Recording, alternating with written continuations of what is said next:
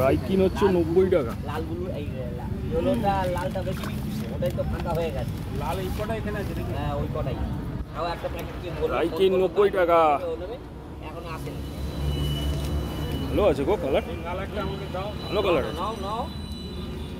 আর ওই ব্ল্যাক অরেঞ্জটা 350 টাকা। Male female করা। লাল একটা বলতে পারবো না কি আছে। মেল দেখতে পাচ্ছি। খাবারটা ভালো দেবে। তোমার কি বাড়ির চাষ? বাড়িতে চাষ? কি দানা? ভালো আছে। সলিড আছে। অক্টোবরে এই দুটো রেখে দিলে 3 ফিটে আর কিচ্ছু লাগবে না। কি 3 ফিটে এই দুটোই রেখে দিলে কাজে দেবে। একটা ছোট ফাইল কাটবে কেটে ওইটা 6 মাস 1 বছর চলে যাবে।